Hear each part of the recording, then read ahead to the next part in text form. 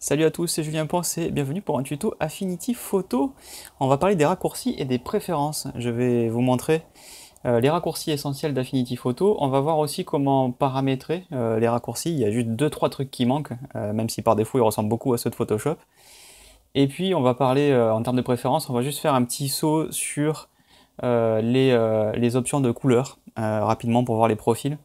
On va pas faire toutes les préférences. Donc c'est vraiment en gros le kit de base pour aller dans Affinity Photo et pas être trop paumé en fait. Donc j'ai Affinity Photo ici, c'est la dernière version je crois, 1.6.5, un truc du genre. Mais ça devrait pas changer grand chose si vous avez une version un petit peu antérieure.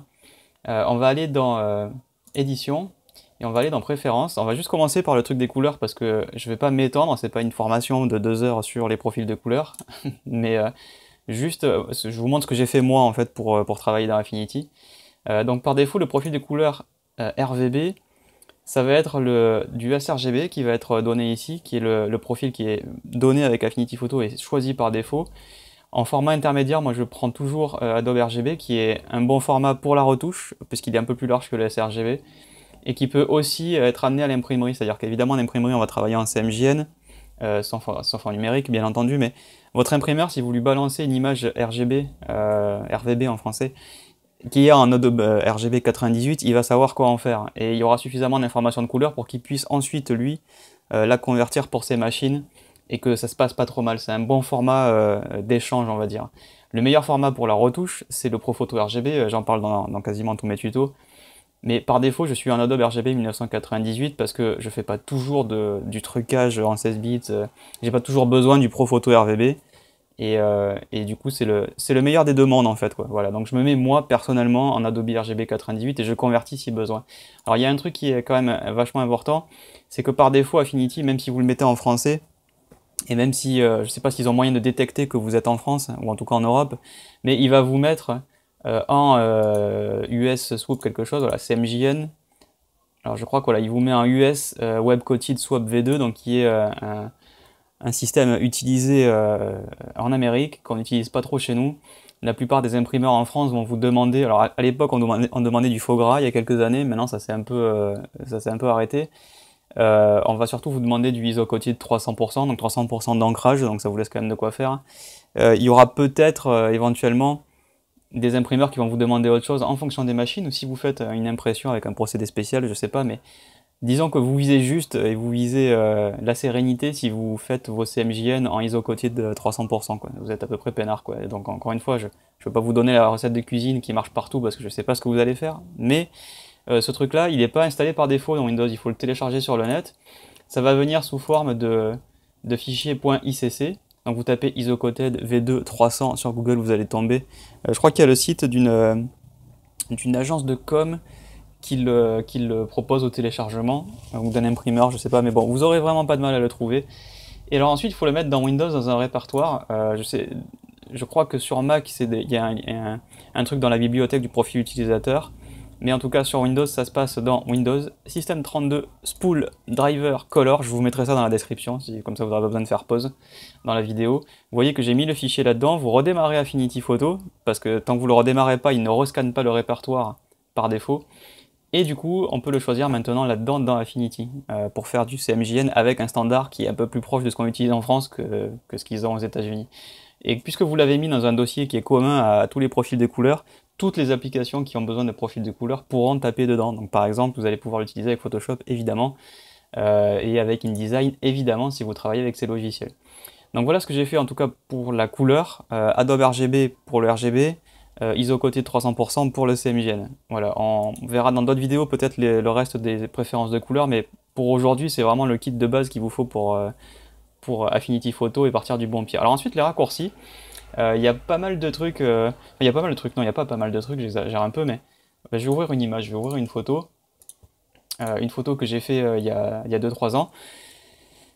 C'est juste un prétexte, on va pas vraiment faire grand chose sur cette photo, mais donc la plupart des raccourcis sont calqués sur ceux de Photoshop. Donc si vous venez de Photoshop, vous ne serez pas paumé quand vous allez arriver dans Affinity. C'est la bonne nouvelle. Si vous faites P, vous avez la plume. Si vous faites B, vous avez le brush. Si vous faites L, vous avez le lasso. M, vous avez la sélection.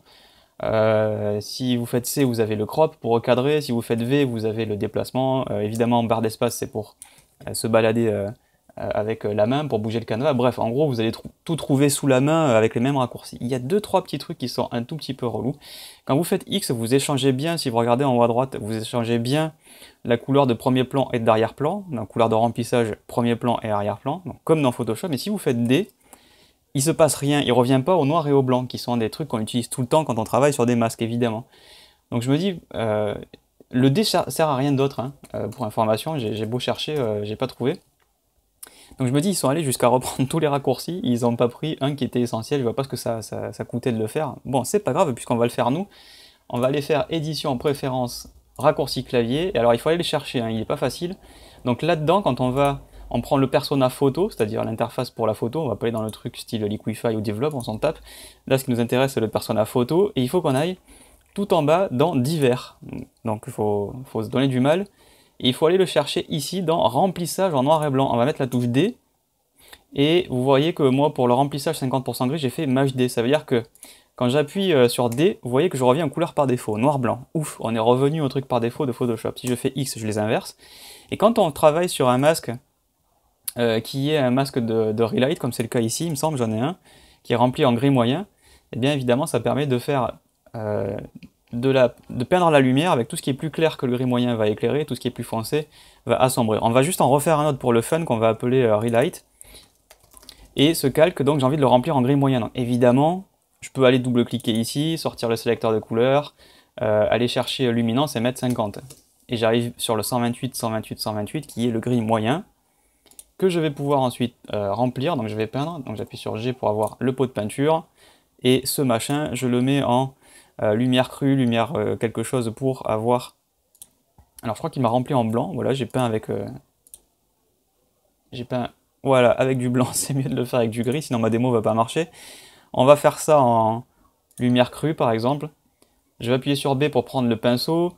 Je vais faire Alt et les deux boutons de la souris, je vous donne au passage ce raccourci pour faire le changement de brosse. Sachant que sur Mac, c'est Alt plus le clic pour faire la même chose que Photoshop pour changer le brush, et sur Windows, c'est Alt plus les deux boutons. Si vous êtes posé la question, ben voilà, la réponse. Et donc vous voyez que ça permet de peindre avec la lumière, on va pas mettre lumière crue, on va mettre, hop, incrustation, voilà. Et vous voyez que ça me permet de peindre de la lumière pour éclairer certaines parties, ou si je peins en noir, en appuyant sur D, je peux au contraire assombrir, et si je veux faire Shift D, ben je repeins directement avec du gris moyen, j'ai pas besoin d'aller m'embêter, aller le resélectionner à la main, et donc je peux annuler ce que j'ai fait.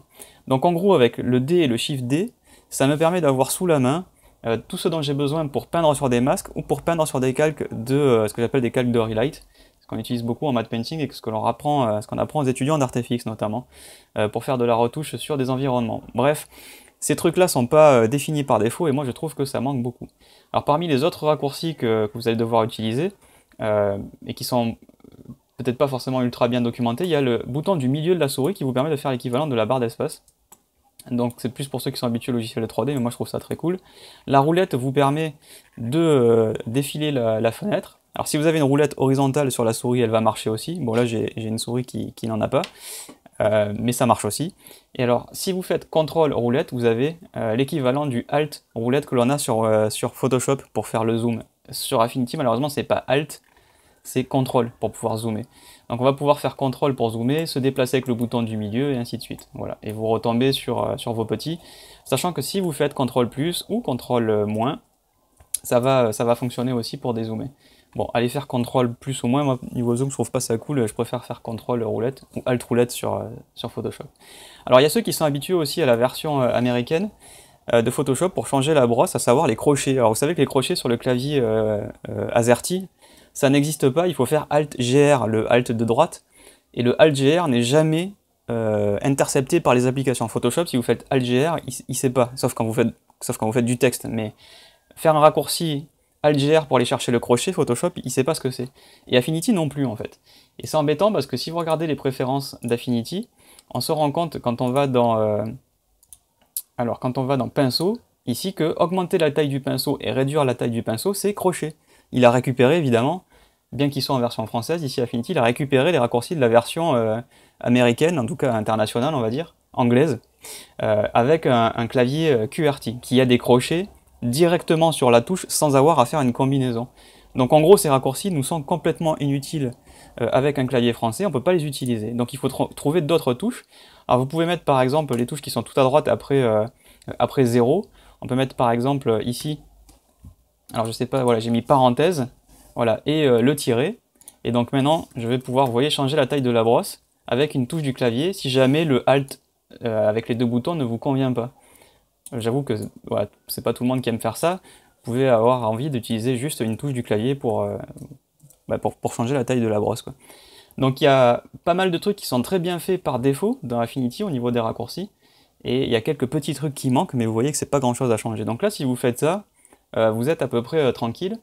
Si vous faites édition préférence raccourci clavier, vous voyez qu'on peut enregistrer les raccourcis, ce qui fait que si vous avez plusieurs machines, par exemple une station de travail comme c'est mon cas ici, et un portable, vous allez pouvoir récupérer vos raccourcis sans avoir à tous les repositionner.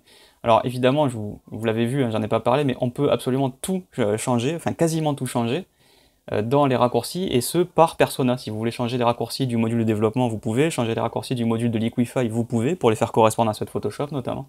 Bref, il y a pas mal de choses où vous pouvez vraiment personnaliser en détail. Mais voilà, je voulais vous montrer au moins le plus important, en particulier pour les débutants, qui vont vouloir se mettre à Affinity. Peut-être que certains d'entre vous, et j'imagine pas mal, vont venir de Photoshop, et c'est des trucs qui vont vous irriter pas mal. Vous allez faire Alt roulette, ça zoome pas, vous allez faire D, il n'y a pas les couleurs par défaut, vous allez chercher certains trucs pour faire chercher le contrôle, enfin le Alt clic droit pour changer de taille de brosse, ça marche pas sur Windows. Si vous êtes sur Mac, ça marchera pas non plus pareil. Enfin bref, il y a des trucs qui vont peut-être vous frustrer un petit peu, mais au moins si vous faites ce que je vous ai montré dans cette vidéo, vous devriez déjà avoir un petit peu plus de facilité à vous mettre à Affinity Photo en ce qui concerne les raccourcis. Il y a encore plein de trucs que je pourrais dire, mais là ça fait une douzaine de minutes pour cette vidéo, on y reviendra. Je vous laisse l'occasion en l'occurrence du coup de me dire dans les commentaires s'il y a des choses que vous voulez voir en particulier sur Affinity Photo pour se mettre à l'aise avec les raccourcis, pour aller plus vite dans l'interface. On va parler donc de productivité. S'il y a des trucs de productivité que vous voulez apprendre et que vous n'avez pas trouvé de ressources, dites-le moi et je ferai une vidéo dessus.